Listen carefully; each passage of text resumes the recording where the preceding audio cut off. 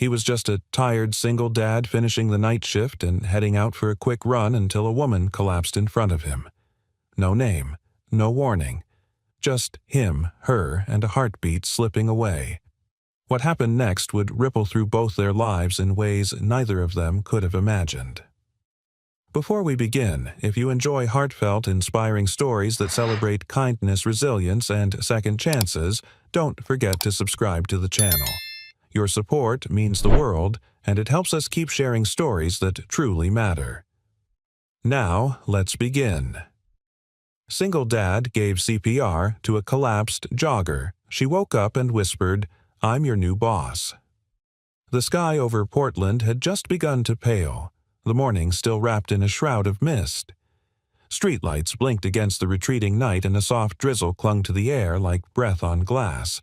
Jake Miller adjusted the zipper on his hoodie, the fabric still warm from his overnight shift repairing elevator panels in one of Beacon Lux's older hotels. His feet ached, his back throbbed, but the run was non-negotiable.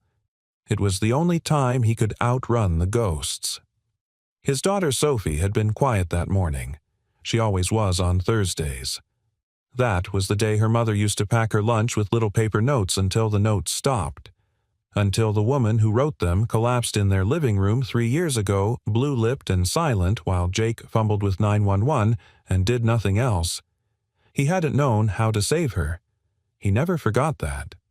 Now, every Thursday after dropping Sophie at school, he ran. Not to stay in shape. Not really. It was a penance and maybe a prayer to become someone better. The path through Tanglewood Park wound like a sleepy serpent curling under trees just waking from autumn slumber. His feet thudded against damp pavement in rhythm, his breath sharp in his throat. Just ahead, a lone jogger, slender-billed ponytail swinging pace crisp. He registered her the way any tired man does distantly. Not important. Just another early riser. But then she faltered. At first it looked like a misstep, an ankle twist perhaps. She slowed, brought a hand to her ribs. Then she staggered sideways into the grass, knees buckling as if gravity had suddenly turned cruel. Her body folded limp. Jake stopped running. For a split second, everything froze. The air thickened. The scene mirrored another one, the color draining from a woman's face, fingers twitching, eyes wide with terror. Not again. He sprinted toward her. "Ma'am." "Hey, are you okay?" he called out, dropping to his knees beside her. No response. He touched her shoulder, then her neck cold. He turned her gently. Her skin was ashen, her lips tinged blue. He couldn't feel a pulse. His throat closed. Not again. Not again. Hands trembling, he yanked out his phone. No signal. Of course. This part of the park always dropped calls. He looked around. Empty paths. No joggers, no cyclists, no early dog walkers. His heart slammed in his chest. Think Jake. Do something. He tilted her chin, checked her airway. No obstruction. His brain called up the training videos he'd obsessed over after Marcy died. 30 compressions, 2 breaths. Repeat. Focus. He placed his hands on her chest and began the compressions. 1, 2, 3. He counted aloud, trying to keep the tempo. Her ribs pushed back under his palms, then gave a little. He didn't stop. His breath came harder now, both from exertion and panic. "Come on," he murmured. "Don't you quit on me. Not today. 30 compressions." He leaned down, gave 2 breaths. Her chest rose faintly. Still nothing. He repeated the sequence. Again. By the 3rd round, his arms were shaking. "Please," he said, voice cracking. "Please don't do this." A spasm. Then a gurgled inhale. Her body jerked beneath his hands. She coughed violently, eyes flying open with wild confusion. She gasped again, rolling slightly to her side. Jake fell back on his heels, his arms trembling with the rush of adrenaline. "You're okay," he panted. "You're okay. Just breathe." The woman blinked, vision blurry. Her chest heaved. She focused on him, sweat-soaked, breathing hard mud on his knees. Her lips moved, barely audible. what he asked, leaning closer. She coughed again, then whispered hoarse and strange, "I'm your new boss." Jake stared at her. "What?" But her eyes fluttered closed again, not unconscious this time, just drained, overwhelmed. Sirens echoed distantly through the park. Someone must have finally spotted them. He sat beside her, soaked in sweat, chilled to the bone, watching the woman he'd just pulled back from the edge of death. My new boss. No way. But even as doubt flickered through him, a cold certainty formed. There had been rumors about new management at Beacon Lux, a new CEO, out of state. No one had seen her yet. And now, this woman with the sleek ponytail, the expensive runner's watch, and those commanding features, she didn't look like someone who got up at dawn to jog without reason. Jake's heart thudded again, but for an entirely different reason. Because if she really was the new boss, he just saved the life of the one person who had the power to change his own. And she didn't even know his name. Jake sat hunched at the kitchen table, the soft click of the wall clock echoing louder than it should.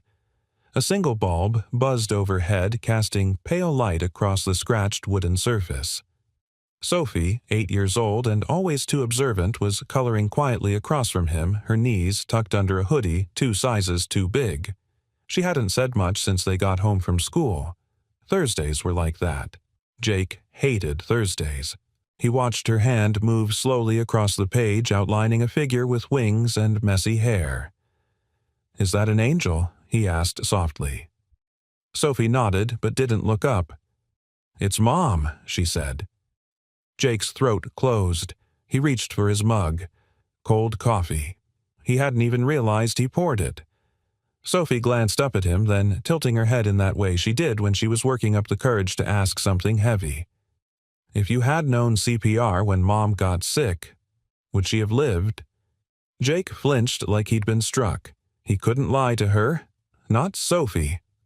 "I don't know, baby," he said, voice low. "Gravel thick? Maybe." She looked down again, nodding slowly. "But now you know it right." "Yeah," he said. "I do." She didn't speak again, but he saw it in her eyes, some quiet shift. A puzzle piece fitting into place. That's how Sophie processed grief slowly inwardly, like a secret language no one else was allowed to hear. He didn't tell her what happened that morning in the park, didn't tell her that the woman he saved might be the reason he didn't get the job transfer last week, didn't tell her that when she opened her eyes and said, "I'm your new boss," his stomach had dropped not from fear, but from the strange collision of fate and irony. Later that night, after Sophie had gone to bed, Jake stood at the kitchen counter staring at the email still glowing on his phone. The subject line read, "Beacon Lux Staffing Decision. Application Status Update." He had read it 3 times already, but each word still felt like a slap. "Thank you for your interest. At this time, we have chosen a candidate whose qualifications better align with our current staffing needs." He scrolled down his thumb, brushing the screen like it could change something. He had applied to move to the daytime maintenance supervisor role. Better hours, benefits, no more late-night scrambling for childcare. Sophie could sleep normal hours. He could be a real dad again. But the rejection came 2 nights ago. And now, like some cosmic joke, he might have saved the life of the very person who signed off on that denial. Meanwhile, across town, Evelyn Hart lay in a quiet hospital room, lit only by the soft glow of a monitor and the flicker of muted news from a wall-mounted television. She wasn't watching. Her mind was looping one moment over and over. The park, the blur of light, her chest burning, the weight on her ribs, the voice counting out compressions. And then those eyes, concerned, exhausted, familiar somehow, though she knew they had never met. A knock on the door broke her trance. Her assistant, Melanie, stepped in holding a manila folder and a to-go coffee tray. "You really should be resting," Melanie said, setting the coffee down. "But I figured you wouldn't." Evelyn gave a small smile. "You know me well." Melanie handed over the folder. "You asked for the top 10 maintenance staff profiles, starting with night crews, from Beacon Lux, Portland." Evelyn opened the folder and froze. There he was. Jacob Miller, current role overnight repair technician, part-time. Previous employment contractor. Education high school diploma, 1 technical certification. Application status. Denied for promotion. Insufficient supervisory experience. She stared at the profile photo.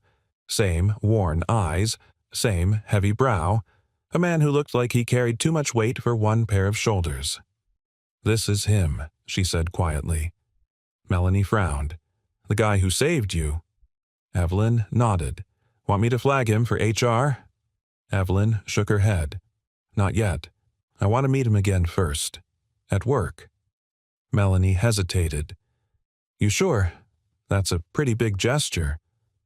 Evelyn leaned back, a strange ache in her ribs, reminding her of how close she'd come to not being here. "I'm not sure of anything right now," she said, "except that I owe that man my life, and that maybe I was wrong about more than just 1 file." Back at Jake's apartment, he stood at the small window overlooking the dim parking lot, watching the flicker of rain under a lone street lamp. A half-done drawing of Sophie and her mom was taped to the fridge behind him. In the photo next to it, Jake's wife, Marcy, was laughing, her hand resting lightly on his shoulder. He touched the edge of the picture with calloused fingers. "I did better today," he whispered. He didn't know what would come of it. Maybe nothing. Maybe everything. But he knew one thing. When the woman he saved opened her eyes and looked at him like he mattered, like he wasn't invisible, a small part of him, long dormant, had stirred awake. Hope. Real, trembling hope. And that was something he hadn't felt in years. The steady beeping of the heart monitor was oddly soothing. Evelyn Hart lay still, her eyes half closed against the afternoon light creeping in through the hospital blinds. She hated hospitals, always had. The sterile smell, the way time folded into itself inside the walls like the world outside had paused, but no one told you. But today she didn't mind it as much, because she was alive. And that was something she hadn't taken for granted. Until yesterday. Her ribs still ached with every breath. CPR did that, apparently. She'd read it in textbooks, heard it in staff briefings, but it was different. Feeling the echo of someone's desperate effort pressing life back into your chest. Real. Human. She remembered the man's face vividly now. Strong jaw, concerned eyes, a sweat-streaked brow. Not a stranger in the moment, but something more, something familiar, almost grounding. A knock tapped softly on the door. "Come in," she said. Melanie entered, heels clicking softly against the tile, carrying 2 things, a sleek laptop and a small paper bag that smelled like real food. Smuggled in a sandwich. Turkey and Havarti. "They've got you on enough IV fluids to drown a person." Evelyn smiled faintly. "You always know what matters." Melanie perched on the edge of the visitor's chair. "Doctor says you're doing better than expected. Might be out of here tomorrow." Evelyn nodded absently, gaze already shifting to the laptop as Melanie opened it and turned the screen toward her. "You asked for the staffing shortlist. Night crew applicants. This is everyone who's applied for permanent daytime roles in the last 30 days. Evelyn clicked through the files, slowly scanning familiar formats, name, photo, position, status, rejection notes. Then she stopped. Jacob Miller. She didn't need to read the rest right away. One glance at the grainy badge photo and she knew. It was him, the man who'd knelt beside her, who'd saved her life. Her breath caught not from pain but from the collision of gratitude and disbelief. She read the file again, this time slowly. Part-time overnight maintenance technician, high reliability scores, single-parent status noted in HR remarks, recent application to daytime supervisory position denied, reason limited formal education, no direct management experience. Was this signed off last week? She asked. Melanie nodded. By interim leadership. Before you arrived. Evelyn stared at the rejection note. Cold, clinical. She'd seen 1,000 like it. She'd even written many herself. Efficiency, metrics, structure, all the polished words that kept companies moving. But none of those words had been gasping for air in a field yesterday. None of them had held her life in shaking hands and refused to let go. She leaned back, closing her eyes. I don't want anyone to reach out to him. Not yet. Melanie frowned. You sure you don't think it would mean something? I want to see him in his own world. First, Evelyn interrupted gently, where he doesn't feel like someone's watching. I want to understand how I didn't see him before, how we miss people like him. Melanie gave a reluctant nod and stood. Well, you'll have a chance soon. Your first full site visit scheduled for Beacon Lux Portland this Friday. Ground inspection, staff meet and greet. Evelyn arched a brow. That fast? You insisted on transparency and leadership on the floor, remember? Melanie smirked. You wrote the playbook. Evelyn smiled faintly. I did, didn't I? But the smile faded as Melanie left and the door clicked shut behind her. The room was quiet again, and Evelyn sat in that silence not as a CEO but as a woman who'd nearly died, and had been brought back not by power, not by policy, but by compassion. Across town, Jake stood inside the supply closet of the Beacon Lux Hotel checking a clipboard with smudged fingerprints and ink circles around half the entries. His hands were still scraped from the morning's ductwork job. One of the air handler units on the rooftop had blown out, and the elevator control panel on the east wing kept blinking fault for no apparent reason. It was a standard Thursday, tired, thankless, necessary. He took a sip of cold coffee from a thermos that had seen better days, then headed toward the elevator shaft toolbox swinging from one hand. The hallway was pristine polished marble floors, minimalist art pieces, LED sconces humming gently. Everything about the hotel screamed intentional luxury, except maybe the maintenance guy with oil on his collar. Jake crouched by the panel, his mind drifting. I'm your new boss. The words had rung in his ears since the park. He hadn't told anyone. Not even Miguel, the only coworker who didn't pretend Jake didn't exist. Part of him wasn't sure it had really happened, and part of him feared that if she remembered him, it might not change anything. He wasn't a resume standout. No college degree, no fancy credentials. Just a guy who showed up, fixed things, and clocked out. Who went home to a daughter and tried to make her believe the world was still good. He'd applied for the daytime shift not because he wanted to climb, but because he needed to be present for Sophie. School pickups, homework help, a decent bedtime. He didn't want to chase prestige. He just wanted to be there when she needed him. But Beacon Lux didn't care about bedtime stories. Jake sighed, closing the panel and tightening the last screw. As he stood up, he didn't notice the elevator doors down the hall slide open, or the tall woman stepping out flanked by her assistant and two mid-level managers in suits. Evelyn Hart stopped mid-step when she saw him, her heart catching in her chest.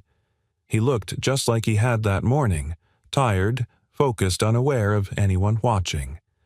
Only now the fluorescent hallway lights flickered off his shoulders like armor. Melanie whispered, "That's him." Right. Evelyn didn't answer. She didn't need to, because something had shifted inside her, something unspoken and profound. And for the first time in years she felt the sting of humility, the realization that sometimes the people who carry the most weight are the easiest to overlook. She stepped forward, but not to speak yet. She wanted to see him, really see him first. And when the moment was right, she'd make sure he knew. She remembered everything. The Beacon Lux lobby was a masterpiece of understatement. Clean lines, warm wood accents, and soft jazz floating through the air like invisible perfume. Guests with designer luggage glided across polished floors while staff offered practice smiles, never breaking rhythm. Jake didn't belong here. Not really. He stepped out of the service hallway with a mop handle in one hand and a wrench sticking from his back pocket, sweat clinging to his temples. The suit-clad guests didn't even glance his way. That was the job stay invisible fix things before anyone notices they're broken. "Hey, Miller," a voice called. Jake turned. It was Russell Hines, operations manager. Late 40s, gelled hair smile that didn't quite reach his eyes. Jake straightened slightly. Morning. Russell looked him over. Air handler on 5 still giving us trouble. Should be back online within the hour. Russell nodded slowly. That's good. Try not to use the guest elevators in the meantime. We've got corporate upstairs. Jake gave a clipped nod. Understood. Russell lingered, eyes sharp. Big visit today. New leadership wants to shake hands with the staff. Word is the new CEO might actually step foot into the boiler room. Imagine that. There was a faint smirk on his lips as he turned and walked away, but Jake didn't take the bait. He'd been around long enough to know how this worked. Upper management made appearances, handed out lukewarm praise, and disappeared behind mirrored doors again. He didn't expect anything different. Still, as he headed back into the staff corridor, something buzzed low in his gut like a wire humming before it sparked. Evelyn walked the hallways of the hotel slowly, her heels muffled against plush carpet. Every wall, every corner spoke of design decisions she had once signed off from 1,000 miles away. Now it felt foreign. She stopped outside the maintenance wing, flanked by Melanie and Russell. "I want to see where the repair staff works," Evelyn said. Russell hesitated, then forced a smile. "Of course, just keep in mind, ma'am, it's not exactly guest-facing." "Neither are heart valves," Evelyn replied, still pretty critical. Melanie gave a small stifled chuckle. Russell cleared his throat and opened the door. The hallway changed instantly. Gone were the soft lights and scented air. The tile here was utilitarian, the air laced with machine oil and faint traces of bleach. But it was honest, grounded. They passed a narrow office space where 2 techs hunched over schematics. Further down, a half-open door revealed a man in coveralls bent over an electrical panel. Evelyn's steps slowed. It was Jake. He didn't see her yet. His sleeves were rolled up, forearms streaked with grime, a pencil tucked behind his ear. There was a rhythm to the way he worked, focused, methodical. The kind of precision that didn't come from degrees but from years of repetition failure adjustment. "Leave us," Evelyn said quietly. Russell blinked. "Excuse me, I'd like to speak with him alone." Russell hesitated, then gave a tight nod and motioned for Melanie to follow. "Of course." When the hallway cleared, Evelyn stepped forward. She didn't say his name, just waited. Jake felt the presence before he heard it. He turned startled, expecting a guest who'd wandered into the wrong hallway. Instead, he froze. It was her. Hair swept back. A tailored blazer. Those same eyes, clear, intelligent, and now fixed directly on him. "You," he breathed, barely audible. Evelyn gave a soft smile. "Me?" Jake wiped his hands on his pants, suddenly too aware of the dirt, the sweat, the cheap thermos perched beside the panel. I didn't know if you—" "Remembered," she offered. He nodded. "I do," she said gently. "All of it." Silence pressed between them for a moment. Then Evelyn took a step closer. "I read your file," she said. "Saw your application. Your rejection." Jake's jaw tensed. "It's fine. I wasn't qualified."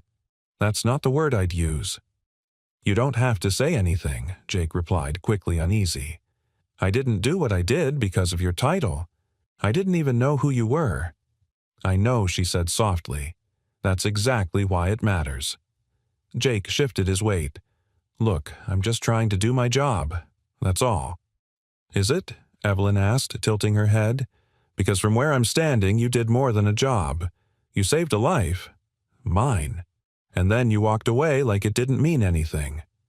Jake's eyes dropped to the floor. It meant something, he said quietly. It meant everything. "But I'm not looking for a favor." Evelyn didn't flinch. "Neither am I. I'm looking for people who make this place work. And I've realized we've built a system that rewards polish over substance, titles over integrity. That needs to change." Jake met her gaze then, and something passed between them.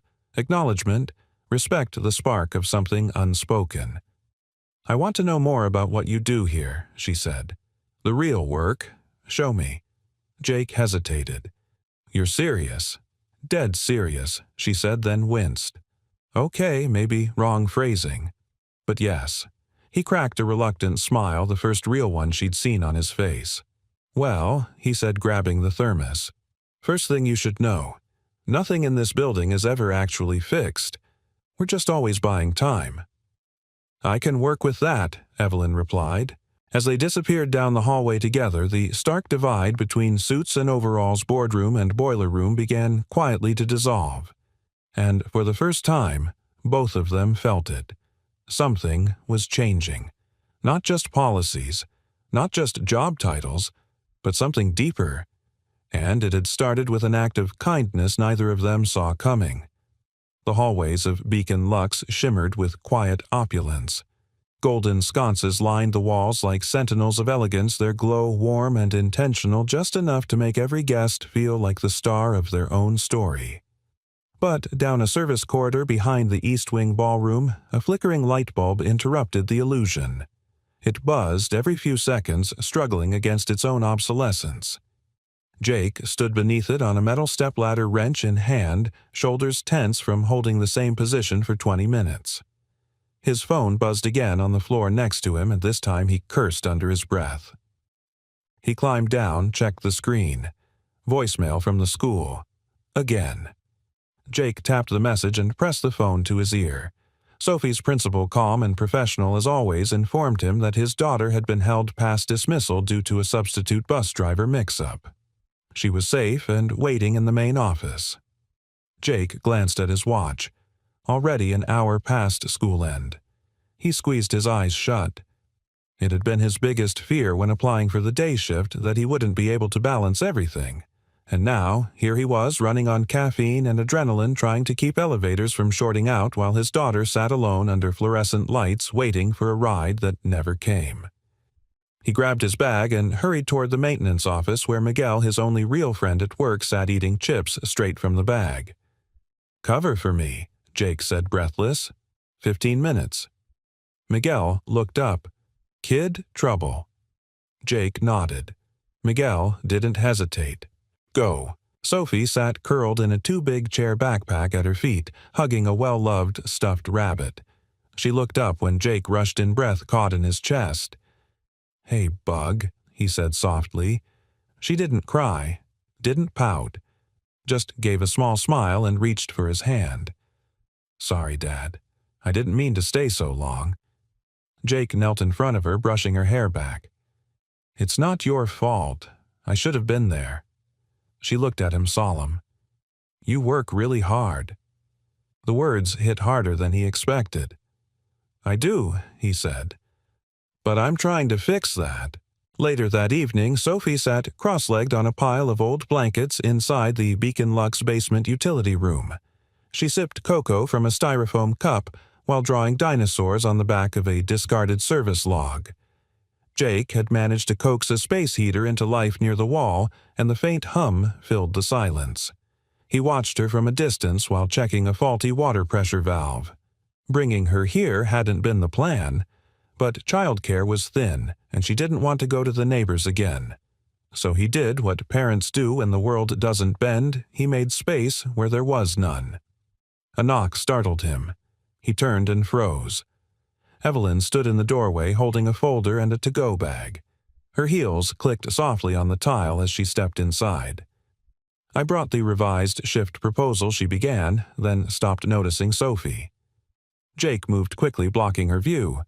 "Sorry, she's just here for a little bit. Won't be a distraction." Evelyn peered around him. "Is this—" Sophie, Jake stiffened. "Yes, she's beautiful," Evelyn said, smiling gently. "Hi there." Sophie looked up, blinking. "Hi."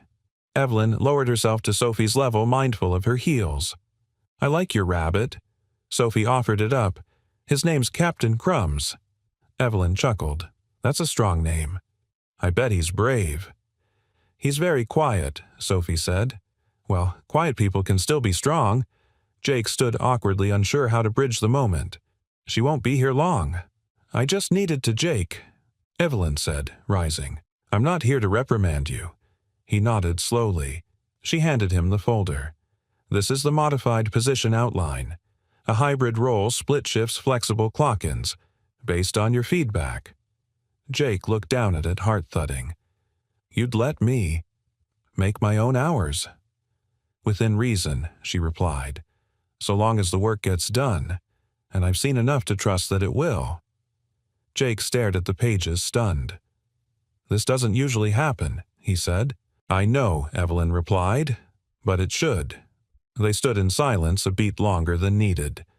Then Sophie called out, Dad, the light. Over there's flickering. Jake sighed. It's probably the ballast again. I'll fix it. Evelyn looked toward the corner. Do you mind if I help? Jake blinked. You want to fix a light? She shrugged. You said you wanted me to see the real work. He grabbed another step stool and handed her a pair of safety glasses. You ever used a screwdriver before I've managed a boardroom? How hard can this be? Minutes later, she stood on the stool, awkwardly holding the casing while Jake pointed at a wire.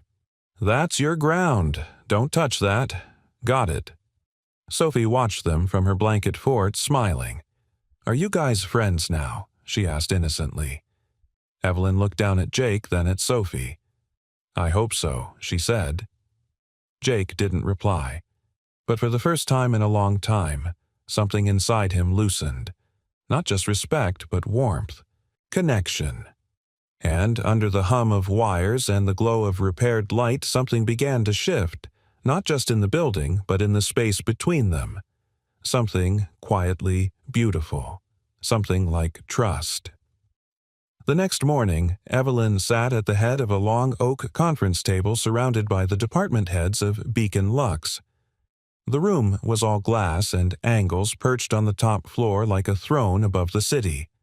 From here you could see bridges stretching across the river rooftops wrapped in morning fog. But Evelyn wasn't looking at the view. She was watching Russell Hines, who stood confidently at the far end, laser pointer in hand, presenting his weekly performance charts like a trial lawyer before a jury. And as you can see, Russell said, clicking to the next slide, maintenance response time dropped by 8% this quarter. We're below benchmark for 3 of our 4 sites. That trend reflects the inconsistency we see when underqualified staff are promoted into roles they're not equipped to handle. Evelyn's eyes narrowed. She could feel where this was going. The tone. The implication. Russell clicked again.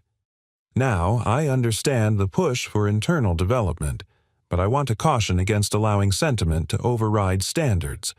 We've got policies in place for a reason. Evelyn steepled her fingers, her voice calm. Are you referring to a specific promotion? Mr. Hines Russell didn't flinch. I'm referring to the conversation about reclassifying part-time staff into supervisory hybrid roles. We need consistency, proven credentials, experience. Silence settled. Then Evelyn replied, steady and deliberate. I agree, Russell. We do need consistency, which is exactly why we need to reassess what qualifies as proven. She leaned forward. You know what else dropped in that same quarter, she asked? Guest complaints related to repair issues. Because even while working overtime understaffed and without benefits, our night techs have been keeping this building from falling apart. Russell blinked. Yes, but that's not the same as... It's not the same, she interrupted. It's more. It's hands-on problem-solving, emotional regulation in high-stress conditions, and...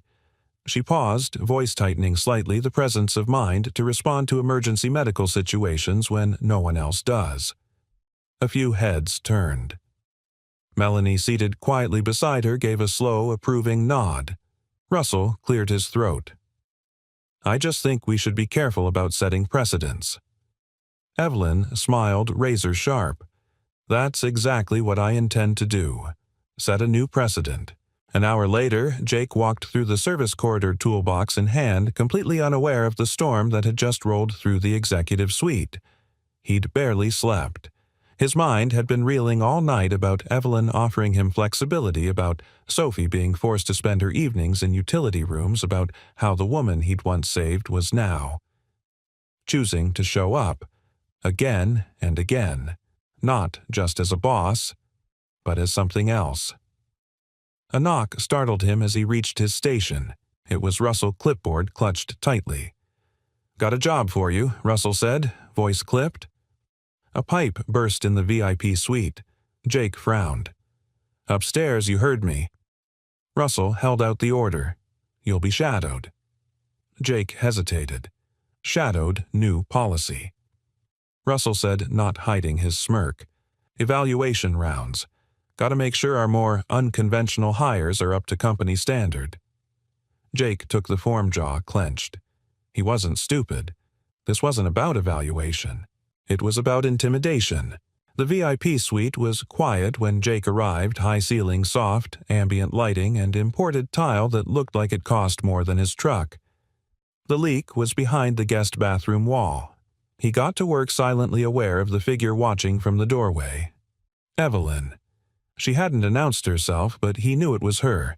He didn't turn, just kept tightening the valve. "You always this quiet when you work?" she asked. Jake exhaled. "Only when someone's trying to decide if I'm worth the risk."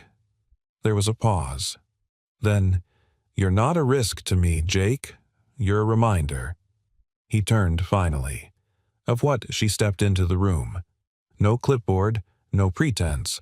That everything I was taught to value degrees, suits, polish, none of it brought me back when I collapsed in that park. Her voice softened, but a man in a hoodie with scraped hands did. Jake looked away. "I'm not some hero, Evelyn. I was scared out of my mind. I almost didn't even know what to do." "But you did," she said. "That's the point." He stared at her, then something unspoken passing between them again, fragile as thread. Not romance, not yet, but recognition. Two people from different worlds meeting on a bridge of shared imperfection. Evelyn stepped closer. "Tell me what you'd change," she said. Jake blinked. "What in this place? If you had the chance. Don't filter. Don't defer. Just say it." Jake hesitated, then shrugged. "I'd stop treating maintenance like background noise. Give people full-time status if they're showing up like it. Pay for certification classes. Get rid of the culture where the guys with tools feel like they have to disappear when executives walk in." Evelyn's eyes didn't leave his. Noted. And she meant it. That night, Evelyn returned to her hotel suite. She stood at the window staring down at the quiet hum of the city. She thought of her first year in business school, how she was taught to lead with numbers, never feelings. Yet, none of those metrics had saved her that morning in the park. A pair of rough hands had. She poured a glass of water, sat on the couch, and pulled out Jake's original application. It didn't list Ivy League schools or elite internships, but it had notes in the margin from HR: always punctual, never complains, works overtime when others refuse, polite, doesn't escalate conflicts. In short, the kind of employee who holds the whole place together quietly. Evelyn circled one line with her pen, then wrote 2 words in the margin beside it: rescue worthy. Only this time she was the one preparing to do the saving, not just of Jake's career, but of a system that had forgotten how to see the people holding it up. Jake stood at the kitchen counter, shoulders hunched, his hands wrapped around a chipped mug of coffee that had gone cold an hour ago. The apartment was still. Sophie had fallen asleep on the couch with her sketch pad resting on her chest, her bunny tucked beneath her arm like a little talisman of safety. The television murmured quietly in the background, casting a gentle blue glow across the worn carpet. His eyes were fixed on the envelope in his hand. It wasn't bulky, just a few sheets of paper inside, but it felt like it weighed 100 pounds. Earlier that afternoon, Evelyn had slipped it to him after his shift ended. No grand announcement, no audience, just her and Jake standing in the alley behind the hotel where delivery trucks rumbled past and pigeons fought over breadcrumbs. "This is yours," she'd said simply. "Read it when you're ready." Now he wasn't sure he'd ever be. Jake peeled the flap back slowly, breath held. He unfolded the documents: a formal offer of employment, full-time salaried hybrid hours, health benefits, paid training for additional certifications, and the title Senior Facilities Supervisor. He blinked at the words. It didn't feel real, until he reached the end and saw her signature, Evelyn Hart, CEO, written in her sharp, deliberate hand. The mug slipped from his fingers and hit the sink with a thud. He rubbed his temples, overwhelmed by 1,000 tangled thoughts. This was everything he'd asked for, everything Sophie needed, a life raft in the middle of a sea he'd been treading for too long. So why was he hesitating? At dawn, he walked Sophie to school. She skipped alongside him, swinging her lunchbox, humming something from a cartoon he didn't recognize. The morning air was crisp-touched with the smell of wet leaves and coffee from the corner cart. "Dad," she asked halfway to the gate, "do you think I could ever be a boss like that lady with the nice shoes?" Jake smiled despite himself. "You mean Evelyn?" Sophie nodded. "She's really pretty. And she listens." Jake stopped walking. He looked down at his daughter, bright-eyed, hopeful, sharp as ever. "Yeah," he said quietly. "She does." Sophie tilted her head. "Are you gonna say yes?" Jake hesitated. To what he asked, testing her. "The new job. The one that lets you come to my class play. You keep thinking about it like your eyebrows are broken." Jake laughed, covering his mouth. "Yeah, I guess I do that." Sophie stepped closer and took his hand. "You don't have to be scared, Dad. You already saved her life. That's way harder than paperwork." He looked at her, his heart twisting. And that's when he realized what the fear really was, not about failing the job or stepping into something new. It was about being seen. Truly seen. Not just as a worker in the background, but as a man who mattered. A father trying his best. A person worthy of investment. That kind of visibility was exhilarating and terrifying. Later that day, Jake returned to Beacon Luck's contract in hand throat tight. He passed the lobby with its marble and gold past the concierge, who finally nodded at him like he was more than just the maintenance guy, and headed toward the executive floor somewhere he'd never been, not once in all his years of working here. Evelyn's office was sleek modern. Glass walls, a low couch in the corner, a single-framed photo on her desk, her and a younger brother both in hiking boots grinning at the summit of some forgotten mountain. She stood when he entered. "I read it," Jake said, holding the contract. She didn't speak. Just waited. He exhaled. "I want to say yes. I do. But I need to ask you something." "Of course." "Why me?" The question hung in the air. Evelyn crossed her arms, her voice soft but unwavering. "Because you've been doing more than your job for a long time and no one bothered to notice. Because you think like a leader, but carry yourself like a servant. Because when everything went wrong, your instinct was to act, not to ask who was watching." She paused. "And because Sophie deserves to see that people like her father are worth betting on." Jake swallowed hard. "That's a good answer," he said, voice thick. "Then let me ask you something," Evelyn said gently. "Why are you still afraid?" He looked down, flexing his fingers. "Because if I mess this up, it's not just me who falls." Evelyn stepped forward, reaching for the contract. "Then we build it so you don't have to carry the whole weight alone." Their eyes met. And in that moment, Jake realized that the offer she'd made wasn't just about a promotion or a paycheck. It was about trust. She was offering him a place in the story, not as a background character, but as someone who could help rewrite it. He took the pen she handed him and signed his name. That night at home, he found Sophie drawing again. This time it was a hotel with a rainbow over it and 3 little stick figures beneath. One tall with a toolbox, one medium with heels, one small with a rabbit. Jake knelt beside her. "What's this one?" Sophie beamed. "That's you. That's the lady boss. And that's me. We all work at the hotel now." He stared at the page, warmth blooming in his chest like a light finally flicked on. "You know what he said? What I think that's my favorite picture yet." And for the first time in a very long time, Jake Miller felt like maybe he was exactly where he was meant to be.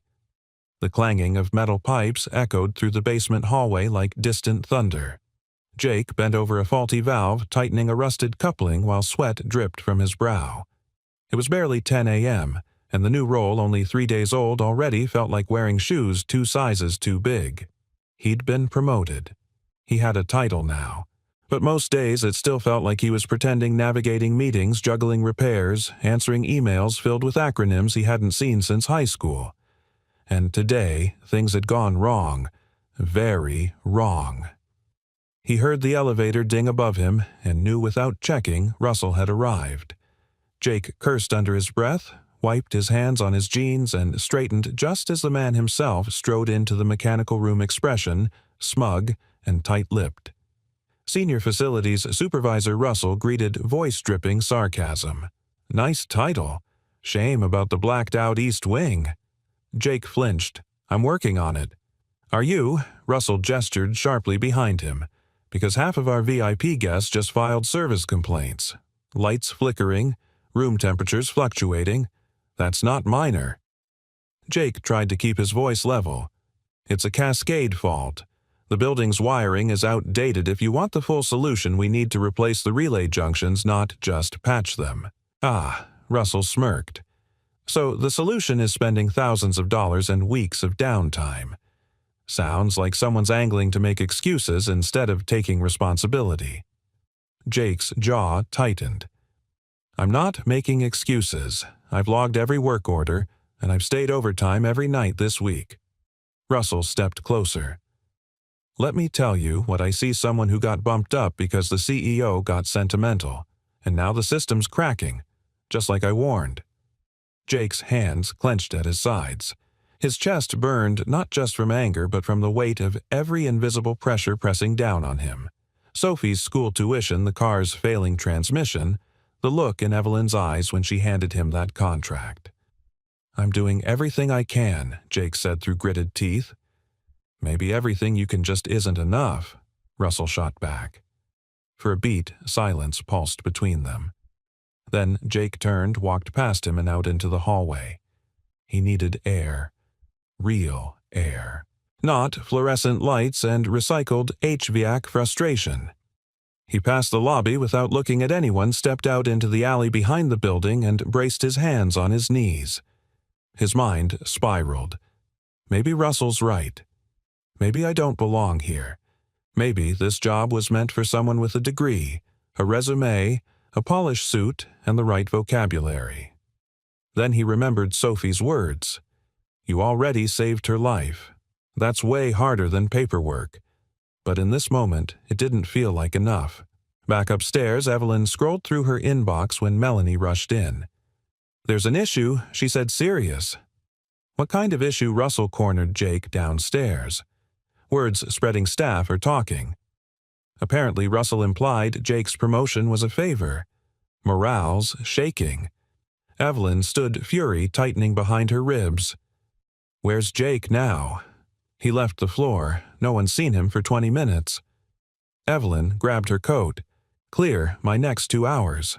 She found him near the loading dock, sitting on an overturned bucket behind a stack of cleaning supplies. His shoulders were slumped, his eyes on the pavement. She didn't speak right away, just stepped into the quiet with him. Finally, he looked up. "Should have known better than to think I could carry this." "You're not supposed to carry it alone," she said. He let out a bitter chuckle. "That's easy to say from your chair." Evelyn sat beside him, ignoring the dust and cold. "You think I haven't been called names behind my back? That I didn't hear people whisper that I only got this job because my father was a real estate legend?" Jake turned to her, surprised. "My first month on the job," she continued, "one of my regional VPs introduced me at a meeting and said, 'This is our new CEO. Don't worry, she looks young, but she's got bite.'" Everyone laughed. I didn't. Jake's gaze dropped. "What did you do?" "I rewrote every policy they used to keep quiet employees buried. Then I promoted the night shift janitor to daytime floor supervisor after I saw him de-escalate a panicked guest better than 3 managers combined." Jake snorted. "That sounds familiar." Evelyn smiled. "Jake, you didn't get this job because I owed you. You got it because you earned it. And yes, Russell's pushing back. He's scared. Of what? of the fact that someone like you who leads with integrity and action challenges everything people like him hide behind. Jake stared ahead, brow furrowed. Evelyn reached into her coat pocket, pulled out a folded piece of paper. I had HR pull the maintenance logs. Do you know how many issues you resolved last week? He shrugged. 17. Personally, including 3, no one else noticed. Jake blinked. You didn't fail today. You exposed a weakness the system's been ignoring for years. And if you'll walk back in there with me, I'll make sure everyone knows that. He looked at her, something softening behind his eyes. I don't want to fight. This isn't a fight, she said. It's a shift. That afternoon, Evelyn called an all-staff meeting, something rarely done midweek. Employees filled the break room, curious, uneasy. Russell stood in the back, arms crossed. Jake stood near the door, unsure whether to step forward. Evelyn didn't wait. I want to address the electrical outage, she said, and I want to thank the man who identified a decades-old systems flaw and prevented a larger failure. She turned to Jake. Jake Miller didn't cause a breakdown. He caught one. And, starting next quarter, he'll lead a facilities modernization team to rebuild what should have been replaced years ago. Gasps, murmurs, then applause. Jake flushed, stunned. Melanie beamed. Russell turned pale. Evelyn met Jake's eyes as the room applauded louder. And for the first time since that morning in the park, he didn't feel like a man who'd merely survived something. He felt like someone who had changed something. The apartment was quiet that night.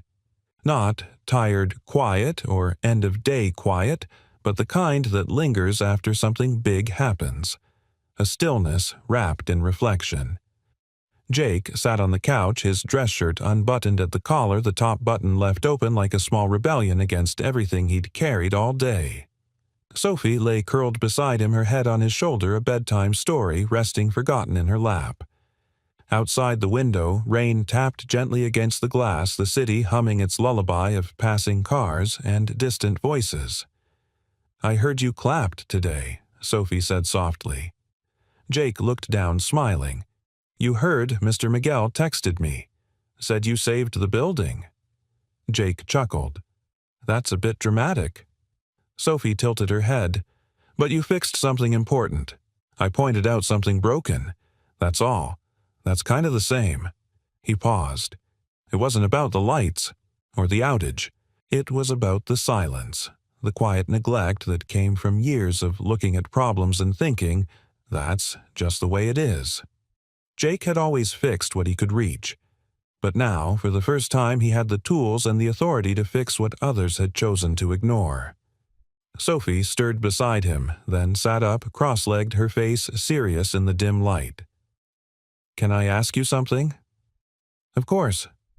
She toyed with the edge of her sleeve. Do you ever wish you hadn't helped that lady in the park? The question caught him off guard. He blinked. What I mean? Sophie hesitated, struggling to shape the thought. If you didn't help her, maybe none of this would have happened. You wouldn't be so busy now. You wouldn't be working late or getting in trouble with mean guys like Mr. Russell. You wouldn't be so tired. Jake stared at her, then gently reached out and tucked a strand of hair behind her ear. Sophie, he said, I've never not for 1 second regretted helping her. But what if everything gets too hard, she asked. What if people don't like you being the boss? What if it all goes back to how it was before? Jake thought for a long moment. Then he nodded slowly, speaking with the kind of quiet certainty only a father can manage. If I hadn't helped her, he said, I might have kept my head down forever. I might have told myself I didn't matter, that showing up was enough. But that moment, it reminded me that doing the right thing, even when no one's watching, still changes the world. Sophie looked at him with wide eyes.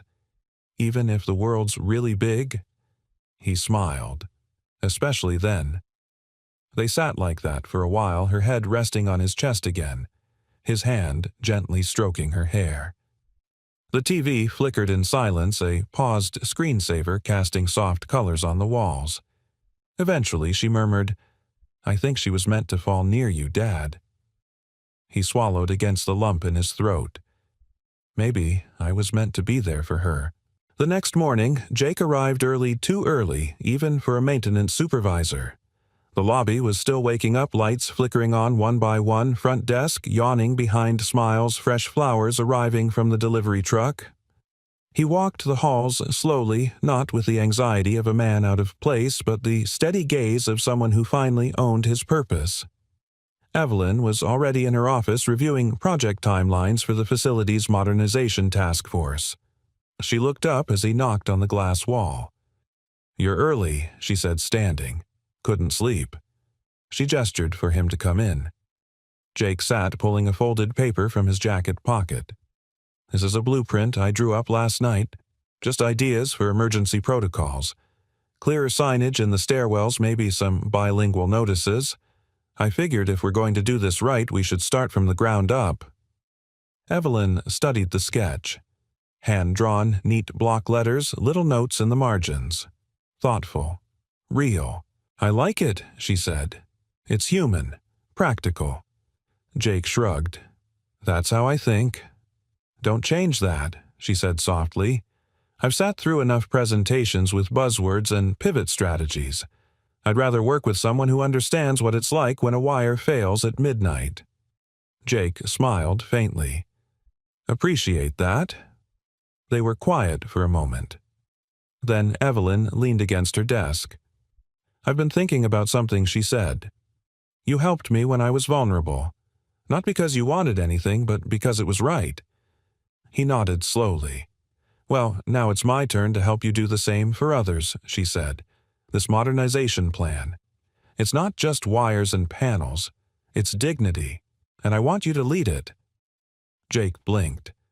"You want me to form a team, train them, work with HR, build a new standard for how this place treats the people who keep it running." He stared at her, heart thudding. "And if I mess up?" he asked, voice raw. Evelyn smiled. "Then we fix it, like everything else." That afternoon, Jake passed Russell in the hallway. The man looked away first. He didn't smirk, didn't speak. Jake didn't need him to. He had something better than approval. He had a daughter who believed in him, a boss who backed him, a job that reflected the man he'd become. And for the first time in years, he didn't feel like a janitor patching leaks in the dark. He felt like a builder, of systems, of second chances, of something that might finally last. The staff lounge buzzed with low conversation as Jake stepped inside, holding a folder thick with schematics and hand-drawn notes. A whiteboard behind him listed tasks for the week, some scribbled in sharp black marker, others already crossed out. The room was busier than usual, the air charged with something between curiosity and hope. A few weeks ago, no one would have expected the hotel's facilities staff to be gathering for anything more than coffee and quick instructions. Today, they had a meeting with the CEO. Evelyn Hart stood by the far window, coffee in hand sleeves rolled up. No blazer, no assistant shadowing her, no pretense. She looked comfortable, present. Miguel leaned toward Jake. "You sure she's serious about all this?" Jake offered a half smile. "You've met her, haven't you?" Miguel chuckled. "Good point." Evelyn turned, signaling for the room's attention. The hum quieted instantly. "Thanks for showing up," she began.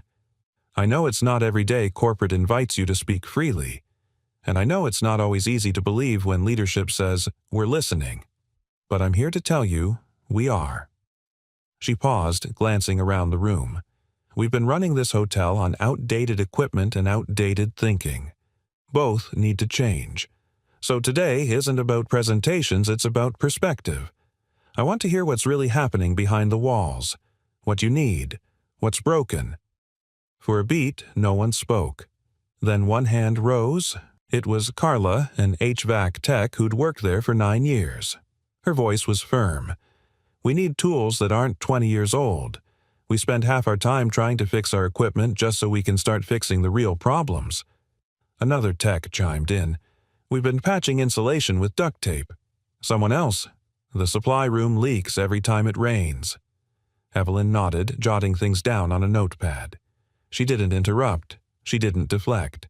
She absorbed. Jake watched from the back, his chest swelling not just with pride, but with something deeper validation. This is how it should be, he thought. This is how dignity starts by listening. Then Evelyn turned to Jake. "Jake," she said, "you've been here the longest. You've seen this place at its worst. What would you change if you had no restrictions?" Jake stepped forward, clearing his throat. "I'd build a culture where no one feels invisible," he said, "where maintenance isn't treated like a background process but part of the experience. Guests don't see us, but they feel what we do. Every light that works, every door that opens, every emergency that doesn't happen, that's because of this team. We deserve to be more than a line item on a spreadsheet." The room went quiet. Evelyn's eyes shimmered, but she blinked it back and smiled. That's the kind of answer that rewrites handbooks. She stepped forward and pulled a folded sheet from her pocket. "This," she said, "is a signed executive order. Starting next quarter, we're increasing our facilities budget by 40%. We're implementing paid training for certification, scheduling quarterly wellness reviews, and restructuring internal promotion pathways, so you don't need a business degree to move up, you just need integrity and proof of impact." A gasp rippled through the room. But Evelyn wasn't done. "And we're retiring the old staff evaluation format, replacing it with something we'll co-design with your input. Because who better to shape how success is measured than the ones delivering it?" For a moment, no one moved. Then someone clapped. Then another. And then the room erupted applause, echoing against the walls like thunder. Not polite, not obligatory, but earned. Jake looked at Evelyn. And that's when he saw it. A single tear. She turned, slightly brushing it away as if it didn't belong. But it did. And Jake knew it wasn't just the moment getting to her, it was the journey. From collapse to transformation. From being saved to leading with intention. After the meeting, as the room slowly emptied, Evelyn stepped outside for air. Jake followed. They stood side by side overlooking the small courtyard beyond the loading dock. Light rain sprinkled the bricks. "You cried in there," Jake said gently. Evelyn didn't deny it. "I did." Jake looked at her sideways. "Didn't think CEOs were allowed to do that." Evelyn chuckled. "They're not. But I stopped caring about allowed the day a man with grease on his face knelt in the mud and brought me back to life." They were quiet for a long moment. Then Evelyn turned to him, voice soft. "You know, that day when I woke up in the park, I didn't remember my title, or the company, or what flight I'd missed. I just remembered the sound of your voice counting, willing me back. That's what stayed." Jake didn't know what to say, so he said the only thing he could. "I'm glad you stayed." She met his eyes, the air between them humming with something unspoken. Not romance, not yet, but something that looked a lot like trust. A future forming not out of convenience but of respect and shared ground. "I meant what I said," she added, her voice stronger now. "You didn't just catch a failing wire that day, you caught me, and now I want to help build something that catches others before they fall." Jake nodded, the weight in his chest finally easing. "Then let's build it." And just like that, with rain falling softly around them and the echoes of applause still lingering in the walls, two people who had once been strangers separated by job titles, social expectations, and sheer chance began to walk forward as equals. Not because of contracts, not because of obligation, but because sometimes the right people meet in the most unexpected ways and refuse to let go. It was just past sunrise when Jake and Sophie arrived at Tanglewood Park. The same park, the one with the winding trail, the old sycamores. The quiet spot where months ago a jogger collapsed and a single act of instinct had changed the course of not just one life, but two. Now the path was washed in golden light. Autumn leaves fluttered across the ground like blessings scattered by the wind. Jake held a thermos of coffee in one hand, Sophie's hand in the other. She wore her favorite blue coat and a paper crown she'd made in class for Hero Day. "I told them my dad's the best kind of hero," Sophie said, swinging their hands. "The kind who fixes stuff. not just machines, but people too. Jake chuckled. That's a pretty high bar, kiddo. You met it, she said simply. They turned the bend, and there she was. Evelyn stood beneath a tree hair-down scarf fluttering in the breeze. In her hands, she held a folded picnic blanket and a bag of muffins she'd insisted on baking herself. She waved when she saw them. Jake felt something quiet bloom in his chest, not the pounding adrenaline of CPR, not the weight of stress or doubt, but peace. Earned. Lived. Real. They greeted one another the way people do when words have long since been replaced by trust. Evelyn knelt to hug Sophie, then handed her a blueberry muffin the size of her fist. Baked from scratch, she said proudly. Sophie took a bite and nodded approvingly, cheeks full. You could open a bakery. Don't tempt me, Evelyn said, laughing. They laid the blanket down near the edge of the hill where they could see the city waking in the distance, rooftops catching light windows blinking on lives unfolding. Jake sipped his coffee and leaned back on one arm. It's strange, he said. I walk this trail almost every week, but I never stop here. Evelyn glanced at him. Why not? He shrugged. Felt like I was always running to or from something.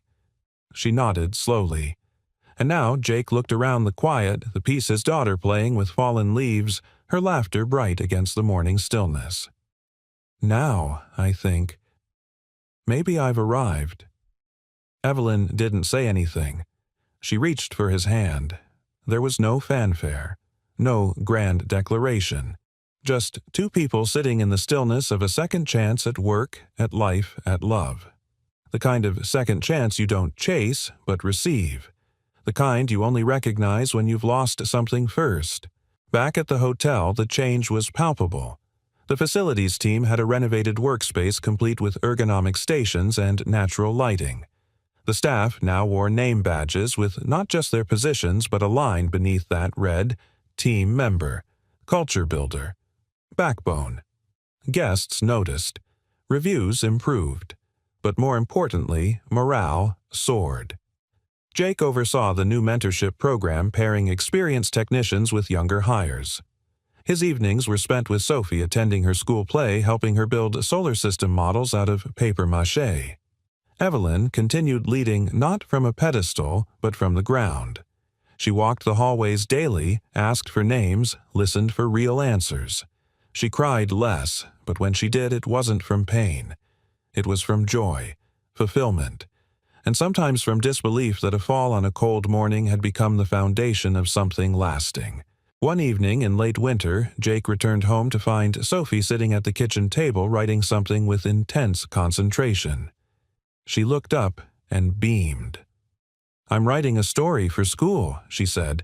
It's called The Man Who Brought People Back to Life. Jake smiled, hanging up his jacket. Sounds like science fiction. She shook her head. It's not. It's about you. He froze. Because you didn't just bring her back, Sophie said softly. You brought you back. And me too. Jake sat across from her, heart full. I don't know what to say to that, he murmured. Just keep being you, she replied, simple as breath. A few weeks later, Evelyn invited Jake and Sophie to a ribbon-cutting ceremony for the newly renamed building annex. They thought it would be something small. It wasn't. Banners waved, staff gathered, reporters snapped photos. And then Evelyn stepped forward and pulled away the black cloth covering the new bronze plaque. The Miller Wing. Dedicated to resilience, humility, and the quiet heroes who make everything work. Jake stared at the name. His name. Tears stung his eyes. I didn't know, he whispered. Evelyn took his hand. You never asked for recognition, she said, which is exactly why you deserve it. Sophie stood beside them, holding his other hand. She looked up and whispered, Told you. Hero. As the crowd dispersed and the sunlight dipped behind the rooftops, Jake stood at the edge of the plaza, watching the name gleam in the fading light. He thought back to the morning of the park. The moment he ran. The breath he gave. The hand he held. And how it had all come back to him in ways he could never have imagined. Not just a job, Not just a second chance, but a purpose, a partnership, a life. And in that golden hour glow, he finally understood. Sometimes it's not the breath you take that saves you. It's the one you give. The breath that changed everything. We'd love to hear your thoughts. What part of the story moved you the most? And where are you watching from? Drop us a comment below. We read every single one.